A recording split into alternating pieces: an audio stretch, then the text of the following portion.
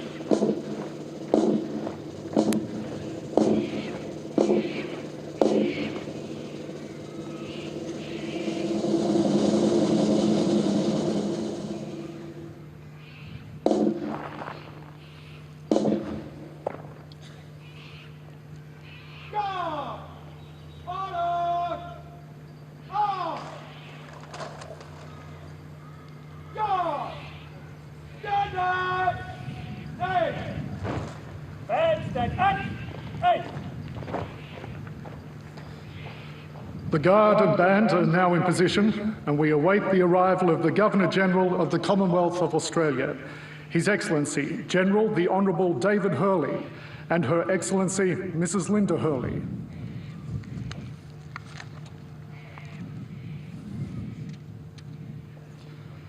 The Governor-General and Mrs. Hurley will be received by the Chairman of the Council of the Australian War Memorial, Mr. Kerry Stokes, Ms. Christine Simpson-Stokes, the Honourable Dr. Brendan Nelson, and Ms. Gillian Adamson.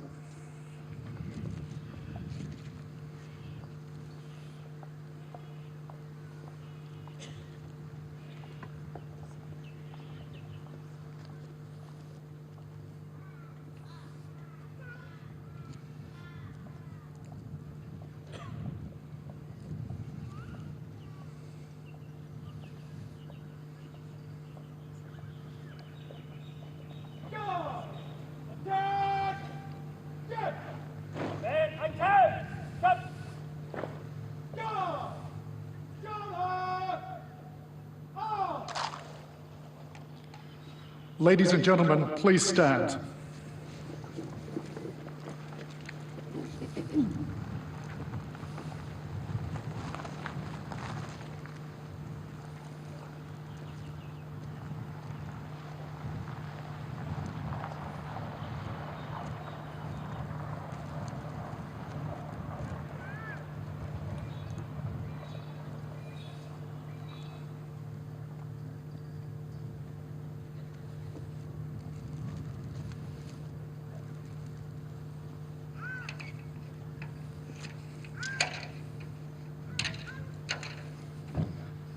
Ladies and gentlemen, please make welcome the Governor-General of the Commonwealth of Australia, His Excellency, General the Honourable David Hurley, and Her Excellency, Mrs. Linda Hurley.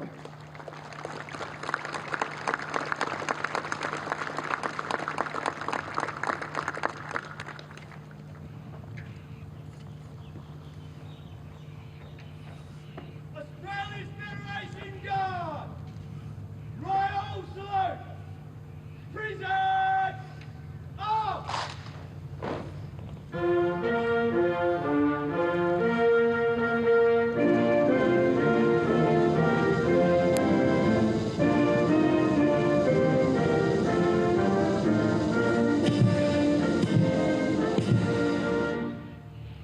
Guard!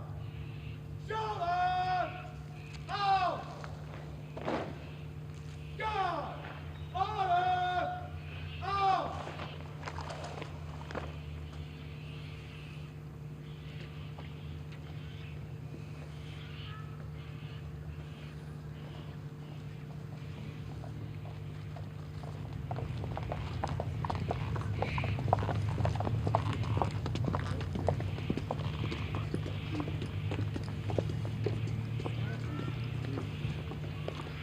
Ladies and gentlemen, please remain standing while the catafalque party mount at the Stone of Remembrance.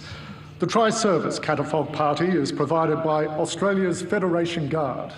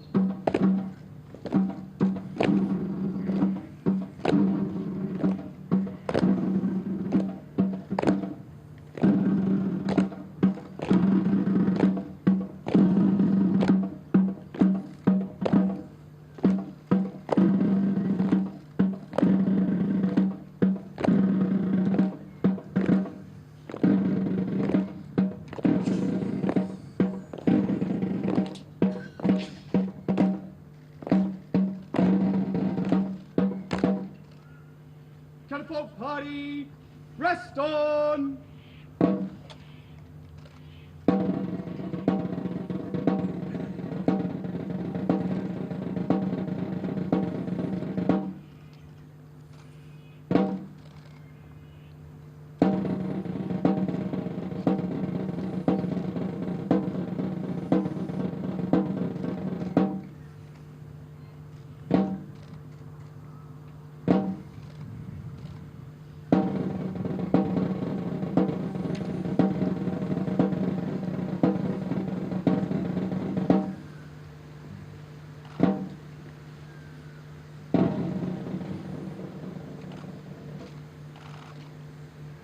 Guard! Stand up! Hey! Hey! Guard! Stand! Easy! Ladies and gentlemen, please be seated.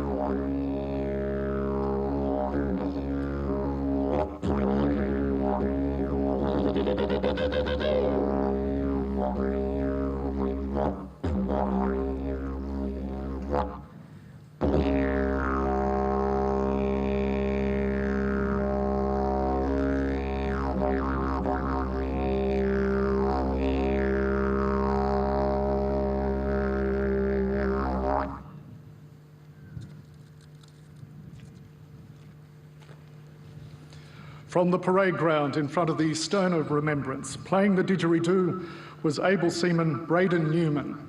Braden is a proud Wiradjuri man and Ngunnawal descendant. Please thank him for joining us here today.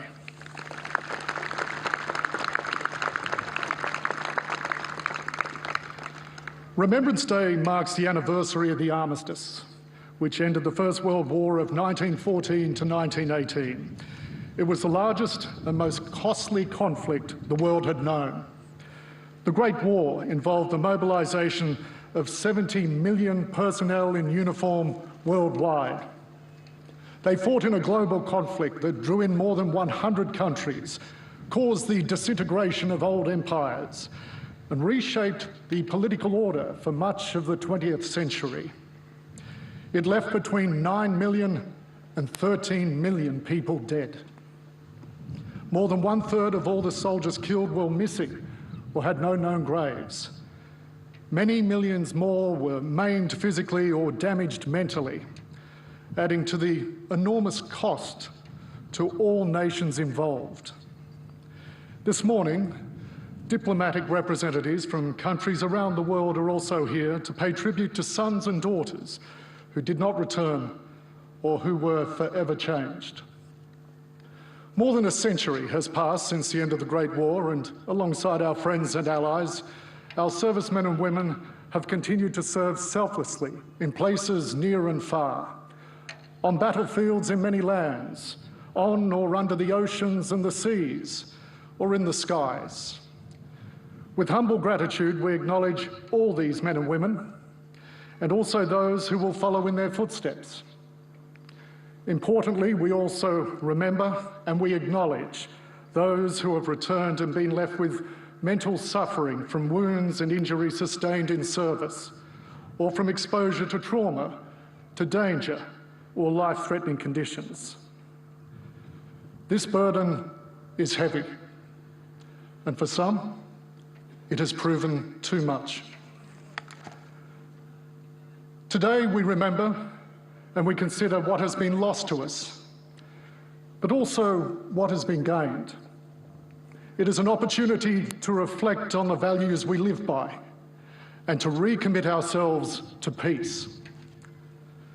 Ladies and gentlemen, This year, the commemorative address will be delivered by the Governor-General of the Commonwealth of Australia, His Excellency General the Honourable David Hurley.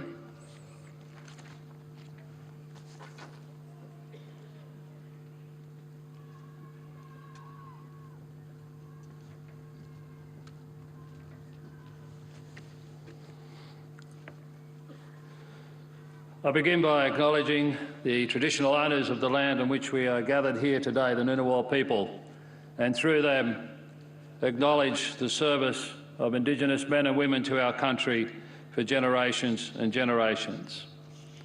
Can I acknowledge the Honourable Senator Linda Reynolds, the Minister of Defence, representing the Prime Minister of Australia, and our other current and former members of the federal and state parliaments that are with us.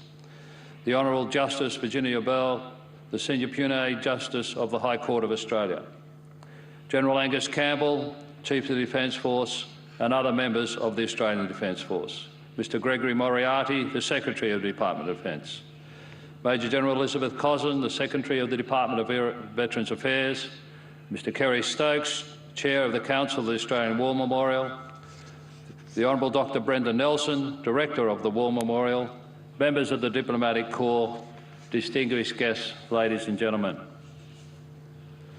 100 years on, here in one life is a measure of our loss.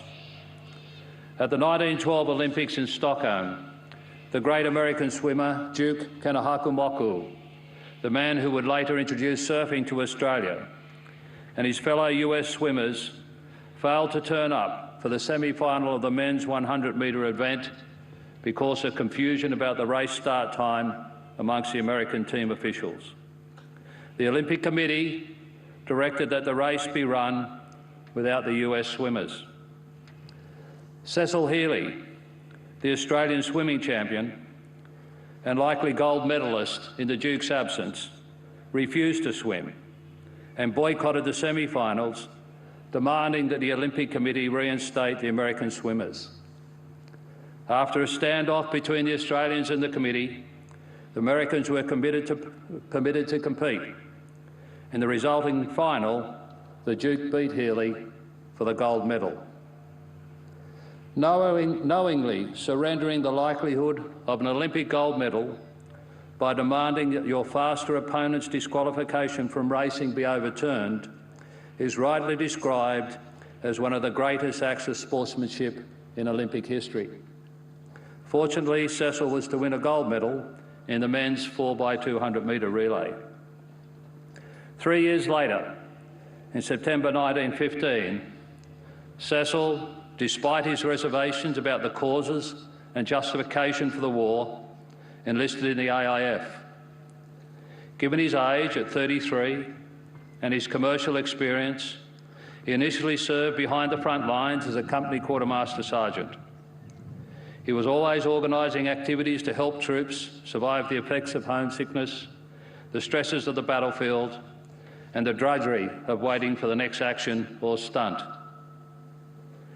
In May 1918, he could no longer accept that he was not bearing his share of the risks on the battlefield and undertook officer training to become an infantry platoon commander, a position with one of the shortest life expectancies in the First World War. 3 months later, on the 29th of August 1918, Cecil was shot and killed, leading his platoon during the Australian attack at Peronne. Major Sidney Middleton, DSO, OBE, an Australian Olympic gold medal-ordersman, captain of the Australian rugby team before the war, and a combat-toughened soldier, knew Cecil, and learning of his death, he wrote to Cecil's father and mother. By Cecil's death, the world loses one of its great champions, one of its best men. Today, in the 4 years I have been on the front, I wept for the first time. Cecil Healy remains the only Australian Olympic gold medalist to die at war. Immediately after the war, Australia was discovering the full measure of its loss, both in the human cost and the social trauma inflicted upon its people, communities and institutions. Joan Beaumont, in her book Broken Nation, Australians in the Great War, writes, "Not for nothing did Manning Clark call the 1920s in Australia the age of the survivors." One of the benefits of the past 4 years of commemoration of a centenary of service that we have conducted in Australia is that we have reconnected at a personal level with that First War generation and hopefully have gained a clearer understanding of the price they paid for us today. Having that understanding, we come again, like pilgrims, to this site today to acknowledge and thank that generation, both those who served and the families that supported them, for the influence they have had on the development of our nation and its character. That influence, that legacy, was evident in the manner in which Australia responded and committed to many other conflicts following World War I to the present day, the cost of which we also remember in this ceremony. Linda and I experienced the reality of that legacy last Saturday near the small town of Greta in the Hunter Valley, when we attended a combined anniversary event to mark the opening 80 years ago of the Greta Military Training Camp and 70 years ago the Greta Migrant Camp. From 1939 to 1949, at Greta, over 60,000 men were prepared for war in the Mediterranean, New Guinea, and later for the occupation force in Japan. At that one location, we could see how a national commitment to defend ourselves and democracy from fascism and militarism enabled over 100,000 displaced persons from Europe to migrate to Australia, to Greta, from 1949 to 1960 and help create the Australia we have today. Service and sacrifice, liberating people and enabling a new Australia to be built. Although we are a much more blended people today, the spirit of those generations and the spirit of Cecil Healy and many others like him since is writ large on how we navigate and respond to the many issues and opportunities that we face as a nation today. Cecil Healy had no love of the military, no desire to fight, but he recognised that his values and his freedom was threatened. Reluctantly, he chose to serve, fully understanding the risks contained in that decision. In that, he is an example to us today. In that, we should be forever grateful to the thousands of men and women like Cecil who we remember today, lest we forget.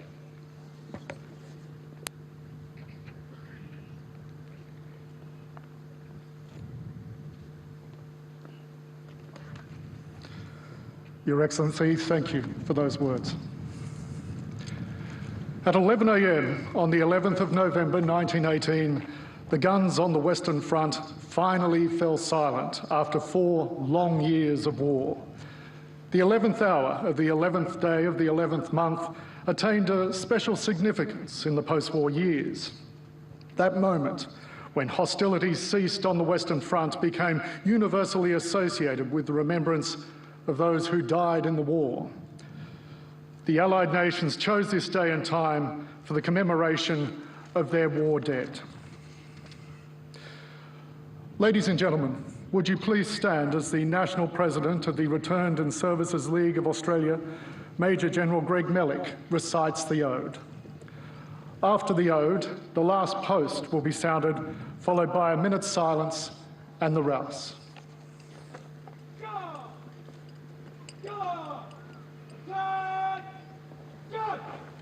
And I can. They shall not grow old, as we that live grow old.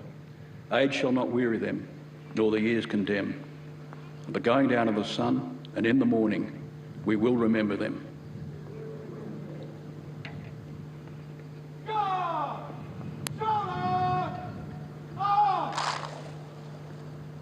Australian Federation Guard! Prison! Off!